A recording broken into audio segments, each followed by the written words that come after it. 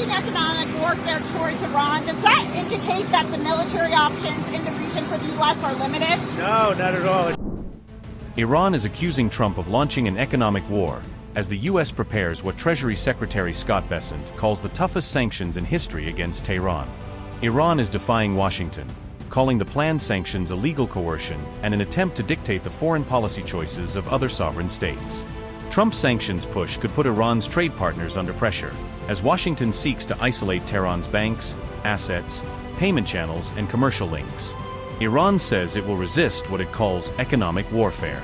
Tehran is hitting back at U.S. secondary sanctions, saying they have no foundation in international law because they seek to force foreign banks, companies, and airports to cut ties with Iran. Iran-China trade could face renewed scrutiny as Washington prepares fresh sanctions. Bessent says the aim is economic isolation on an unprecedented scale.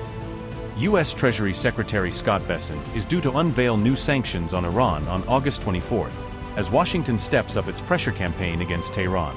Bessent has promised what he calls the toughest sanctions in history, combining economic restrictions with a continuing U.S. blockade of Iranian ports. Iran's foreign ministry calls the planned U.S. measures an act of economic warfare, saying Washington is escalating pressure far beyond Iran itself.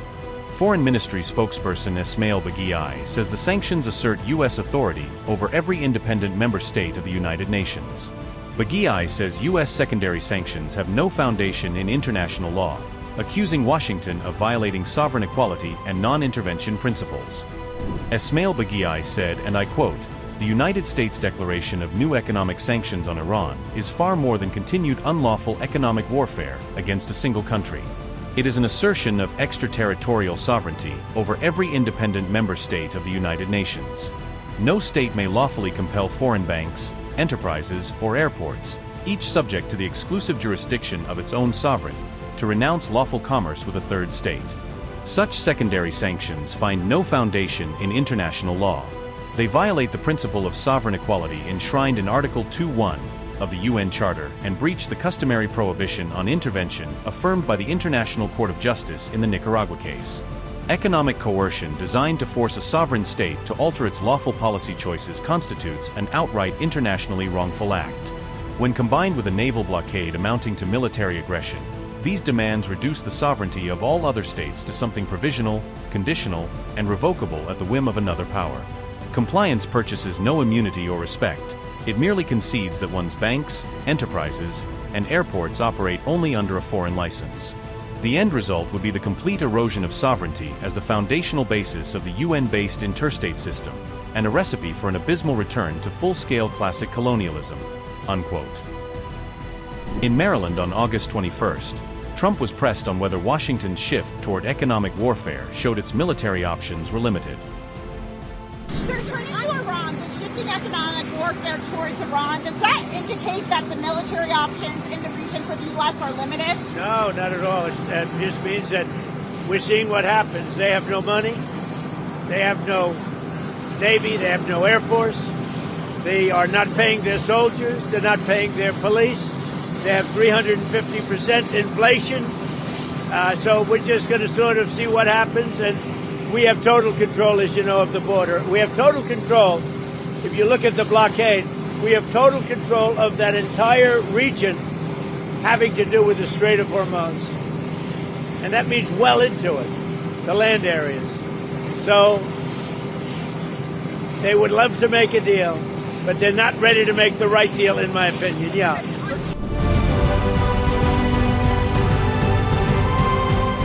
And as soon as we're finished with the Islamic Republic of Iran, as soon as we're finished, oil is going to be down at lower than it was even just a little while ago. We had it down to, for your cars, we had it down to 100. Think of this. I went to Iowa, love Iowa, and one gas station had it at $1.95 a gallon, and another one had it at $1.85. And then I went to meet with my people back in the White House the following day. I was in Iowa to make a speech. I left, I went, and I said, you know, I hate to do this to you because the country was booming. By the way, the stock market is much higher now than it was then, but, you know, And your 401ks are much higher now than it was then. But with all the good news, I said, I hate to do this, but we're going to have to take a little detour down to the Islamic Republic of Iran, and we're going to have to put out the nuclear weapon stuff because they're going to have a nuclear weapon, and we cannot let them have a nuclear weapon. We cannot let Iran have a nuclear weapon, or you'll see some very bad things. So we went down and we stopped them. They'll never have a nuclear weapon. They want to make a deal so badly. We don't even know if we want, because I view the Strait of Hormuz is an American territory right now. It's an American territory. They emptied their jails, including Venezuela. I now love Venezuela. We're making billions and billions of dollars from Venezuela. We're getting along great with Venezuela. That was, by the way, nobody likes to talk about that. That was one day. Everybody said, oh, it's going to be long. It was one day. And actually, in a certain way, a little different, but certain way, we're doing equally as well with Iran. The fake news just doesn't want to report it that way. But they are now coming around because there's not much they can say.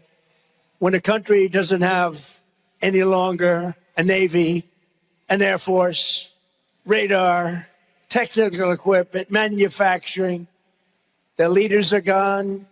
Their second set of leaders are gone. Parts of their third set of the leaders are gone. In fact, it's actually one of my biggest problems. I don't know who the hell to deal with. It's a problem. It's the only country in the world where nobody wants to be president. They say, who wants to be president? No, I don't want to be president. So it's a little bit of a problem. Upgrade your news experience with the all-new HT app. Download now.